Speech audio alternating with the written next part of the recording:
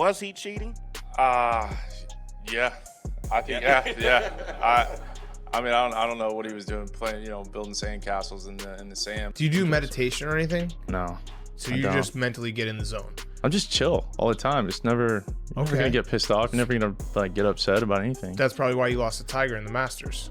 Probably. Yeah. Imagine winning 5 major championships, yet making nearly every legend in golf wish you would disappear. That is the Brooks Koepka paradox. He makes people sick, not because he is not good enough, but because he challenges everything they believe golf should be. He treats golf like a transaction. He views the establishment with contempt, mocks the guardians of the game, and builds success on manufactured conflict. Unlike Jack Nicklaus, who played with reverence, or Tiger Woods, who obsessed over perfection, Koepka shows you can win without being beloved. This is the story of how one man became the villain that golf legends cannot forgive, even when he proves them wrong. The war between Brooks Koepka and Brandel Chambly happens in social media and the broadcast booth. For nearly 5 years, Chambly served as the primary skeptic of Koepka's greatness. Despite Koepka's historic run from 2017 to 2019, when he won 4 majors and 8 starts, the analyst frequently left him off his lists of favorites. For a player like Koepka, who runs on fuel supplied by perceived slights, Chambly was the perfect antagonist. He was the voice saying Koepka was not good enough. The conflict crystallized in 2019 when Koepka attacked Chambly directly on Twitter. He posted a photoshopped image of the analyst wearing a red clown nose. This was not typical behavior at all. Koepka chose the language of internet trolls and turned the analyst into a caricature. In Koepka's worldview, the critic is not a necessary part of the ecosystem. He is a pest to be mocked. The clown nose became a symbol of Koepka's rejection of the golf establishment's entire intellectual class. The friction metastasized with LIV golf. Chambly positioned himself as the moral conscience of the PGA Tour and attacked the character of defectors. He labeled the move to LIV as soulless narcissistic greed and linked players like Koepka to murderous dictators. Chambly's criticism extended to the intelligence of the players. He argued that Koepka, Phil Mickelson, and Bryson DeChambeau were simply not that bright for joining Levy. For Koepka, who prides himself on business acumen, being called unintelligent and greedy created a volatile dynamic. The conflict reached its peak on June 6, 2023, when the PGA Tour announced a shocking merger with the very PIF entity Chambly had spent 2 years demonizing. As Chambly struggled on air to process the betrayal, Koepka posted 4 words on Twitter: "Welfare check on Chambly." This tweet was psychological warfare of the highest order. The brevity projected effortless dominance. The tweet was widely interpreted as a slam dunk on Chambly's credibility. The phrase welfare check implied that the recipient was in catastrophic distress, requiring emergency intervention. It painted Chambly not as a formidable opponent, but as a broken victim of circumstances. As we move through 2025, the relationship remains irreparably broken. Chambly has refused to concede defeat to Koepka. In recent podcast appearances, he has advocated for a punitive approach to any potential reunification, stating that there has to be some penalty for players like Koepka who wish to return. This refusal to miss Koepka strikes directly at the core of the golfer's ego. Koepka wants to be indispensable. Chambly insists he is merely replaceable. If Brandel Chambly represents the annoying buzzing of the media gnat, then Sir Nick Faldo represents the judgmental glare of the disappointed father figure. A 6-time major champion and knight of the realm, Faldo views himself as the custodian of golf's dignity. His conflict with Koepka is a generational war between the gentleman's game and the mercenary's hustle. The friction ignited in June 2020 at the RBC Heritage. When asked about broadcasters miking up players, Koepka was blunt. He said if announcers would just shut up and listen, you could hear every word the players are talking about. To Nick Faldo, sitting in the CBS tower, it was a declaration of war. Faldo prides himself on his scintillating insights. Koepka's suggestion that announcers should simply shut up implied that their contributions were noise, not value. It was a direct attack on Faldo's post-playing identity. Faldo waited for his moment. During the Travelers Championship the following week, Faldo launched an ambush on live television. As the camera lingered on a shot, Faldo remarked that he was looking forward to hearing some more fascinating stuff from Koepka. He said Koepka was probably poolside in his thong, enjoying himself. Faldo was referencing paparazzi photos of Koepka vacationing. By bringing this image into the broadcast booth, Faldo attempted to trivialize the athlete and mock his intellect. Faldo's animosity deepened significantly with Koepka's defection to LIV Golf. In 2025, 2025, Faldo doubled down, labeling the LIV cohort as soft. When you are on a fail-free tour, you cannot fail, Faldo stated. It makes you go soft. He further described them as the luckiest golfers in the world. Faldo rebuilt his swing from scratch to win majors. He suffered through the yips and scrutiny. He views suffering as prerequisite for greatness. Koepka, who secured a $100 million guarantee to play 54 hole events, represents the antithesis of Faldo's values. Faldo cannot stand Koepka because he proves one can be a champion without being a martyr. While feuds with Chamblay and Faldo are external battles with media, the conflict with Matthew Wolff offers a devastating glimpse into Koepka's internal operations as a leader and teammate. In summer 2023, tension within Koepka's LIV team, Smash GC, spilled into public view. Matthew Wolff, a prodigious young talent, was struggling. Rather than protecting his player, Koepka chose to publicly eviscerate him. In an interview with Sports Illustrated, Koepka unleashed criticism. He said he had basically given up on Wolff. There is a lot of talent, but the talent is wasted. He continued dismantling Wolff's character. On work ethic, Koepka said one guy will not give any effort. On resilience, he stated that when you quit on your round, you give up, and that is not competing. Koepka cited Wolff's tendency to break clubs and display bad body language as toxic elements. The tragedy lies in asymmetry. Matthew Wolff has been open about severe struggles with mental health and depression. Koepka's lens views mental fragility as a choice. Schooled by harsh coach Pete Cowan, Koepka believes that when things get hard, you dig deeper. He interpreted Wolff's depressive episodes not as symptoms of illness, but as character flaws. Wolff was reportedly heartbroken by his captain's comments, stating it was beyond disappointing. The relationship became untenable. Koepka admitted they do not have much interaction and coldly stated you cannot help people that do not want help. This statement is revealing. It implies Koepka believes his bullying was help and Wolff's refusal was a refusal of aid. Koepka traded Wolff to Bubba Watson's Range Goats GC. The 2025 data suggests Wolff remains inconsistent, validating Koepka's assessment of talent but condemning his methods. Koepka's failure with Wolff is a failure of leadership adaptability. Great captains adapt to their players. Koepka demanded Wolff become Koepka. When he could not, Koepka discarded him without mercy. Now we need to pause. Are you watching because you want golf drama or because you are curious about what separates true champions from everyone else? If the latter, subscribe right now, because the deeper we go, the more you will see this is not just about feuds. This is about whether brutal honesty can ever be leadership. Drop a comment. Is Koepka a necessary villain or just a bully with talent? Let us know and stick around. The dynamic between Brooks Koepka and Rory McIlroy is the central narrative of the post-Tiger Woods era. It is a story of one man wanting to be liked and the voice of the game, and another wanting only to dominate. In October 2019, Koepka, then world number one, was asked about rivalry. His answer was masterclass in brutality. He said he had been out here 5 years and Rory has not won a major since, so he just does not view it as a rivalry. He added he is not looking in the rearview mirror. This quote was factually bulletproof. McIlroy's last major was 2014 and Koepka joined the tour in 2015. It emasculated the narrative. By pointing out McIlroy had not won a big one in his era, Koepka framed himself as the new king and Rory as a relic. However, recent revelations show this was a public facade designed to intimidate. Privately, Koepka is obsessed with McIlroy in a way that reveals his insecurity. In 2024, when asked who he would play with for life, Koepka chose Rory. Most people will probably hate this answer, Koepka admitted, but like Rory, because there is a competition. He has got to get one more major than him. This reveals the Koepka paradox. He needs Rory to be great, so beating him means something. He publicly diminishes Rory, but privately needs him as benchmark. It is respect wrapped in manufactured disdain. As the LIV and PGA Tour war settled into stalemate in 2025, the animosity between the two cooled significantly. McIlroy softened his stance on LIV players. Koepka reciprocated, stating he misses playing against Rory and competing at the highest level. They have been spotted playing practice rounds together in Jupiter, Florida. It appears Koepka, having secured his 5th major and surpassed McIlroy's total, feels secure enough to drop the hostility. He has won the rivalry, which allows him the luxury of benevolence toward his former competitor. To understand why Brooks Koepka alienates people, mocks analysts, and bullies teammates, one must look at Pete Cowan, legendary swing coach and the true architect of Koepka's psychological system. Cowan did not just teach Koepka how to swing. Cowan taught him how to win through conflict. He installed something deep within Koepka that most people call toxic. Koepka calls it winning. The defining moment occurred in June 2017, a moment that changed everything about his approach to the game. Koepka was talented but underachieving, prone to moaning and self self-pity. After the St. Jude Classic, Cowan cornered him. He was a disgrace, Cowan said, walking around as if his dog had died. Poor me, you see that bad luck. Cowan delivered the ultimatum. You embarrassed me. I was totally embarrassed. Your attitude was poor. With an attitude like that, you will win nothing. Most modern athletes would fire such a coach. They would find someone more compassionate. Koepka did the opposite. He absorbed the abuse and transmuted it into focus. The very next week, he won the U.S. Open at Erin Hills, his first major. Koepka later gave Cowan the flag, inscribed "Thanks for the bollocking. I could not have done it without you." This moment taught Koepka a dangerous psychological lesson. Conflict is the only path to greatness. He learned he plays best when angry, embarrassed, or disrespected. Consequently, he manufactures these feelings constantly. He picks fights with Chambly to feel disrespected. He antagonizes Faldo to feel judged. He bullies Wolff, projecting Cowan's voice onto him. Koepka cannot exist in peace. Peace leads to boredom and complacency. He needs the bollocking, even if he has to create it himself. While Faldo, Chambly, and Wolff fell into Koepka's trap, one legend figured out how to beat him. Phil Mickelson, the crafty veteran, identified the flaw in Koepka's conflict engine. Mickelson observed that Koepka feeds on negative energy. Brooks has this incredible ability to take energy and take the best out of it, Mickelson noted. If you give Koepka animosity, he metabolizes it into power. During the final round of the 2021 PGA Championship, Phil adopted aggressive niceness. He knew he did not want to antagonize Koepka, so he was not going to talk a lot because he did not want Koepka to think he was trying to get in his head. All he did was say nice things like, "Oh, great shot," or "What a great birdie." Mickelson starved Koepka of his fuel source. By refusing to be the villain, Phil forced Koepka to play golf without the adrenaline of conflict. Koepka faltered, and Mickelson became the oldest major winner in history. This proved that the way to defeat the anti-golfer is not to fight him, but to kill him with kindness. The final question is whether this persona is real. Is Brooks Koepka truly a villain, or is he a sensitive man wearing armor to protect his vulnerability? Netflix's Full Swing shattered the myth of unbothered Koepka once and for all. It captured him during a slump caused by knee injury. It showed a man riddled with existential insecurities, terrified his best days were behind him. He confessed in vulnerability that he cannot compete with these guys week in and week out. This footage revealed the tough guy act is a defensive mechanism. It is a shell hiding deep fear of failure. Koepka acts like he does not care because if he admits he cares and loses, it would destroy him. The cost of this construction is profound isolation. He has no allies in the booth. He is respected but not loved in the locker room. He is polarized as a villain. Koepka stands alone. He has burned bridges with legends like Faldo and Chambly. He has alienated teammates like Wolff. He has kept peers like McIlroy at arm's length. But perhaps, as Pete Cowan taught him, that is exactly where he needs to be. The research confirms that the animosity surrounding Brooks Koepka is not a series of unfortunate misunderstandings or coincidental conflicts. It is the result of a deliberate, high-stakes psychological strategy that Koepka engineered with Cowan's help. Brandel Chambly hates him because Koepka mocks the intellectualism of the game and refuses to respect the analyst class. Nick Faldo hates him because Koepka mocks the sanctity of the game and proves that you do not need to suffer to win. Matthew Wolff hates him because Koepka lacks the empathy to lead a modern athlete who struggles with mental health. Rory McIlroy respects him because Koepka beat him at his own game and surpassed him in major championships. Brooks Koepka became the villain that golf needed, even if it meant becoming a man that legends cannot stand. He exposes the insecurities of the establishment. He reveals the fear that data does not matter. He challenges the belief that tradition is sacred. He questions whether friendship and kindness matter at all. As long as he keeps winning, he proves them all right, and that is why they will never forgive him. But here's the thing, whether you love him or hate him, you cannot deny that he changed the game fundamentally. He showed that you do not need to be beloved to be great. You do not need to be kind to be champion. Subscribe now so you never miss a deep dive into golf's biggest controversies. Tell us which Koepka conflict hit you hardest. Thanks for watching.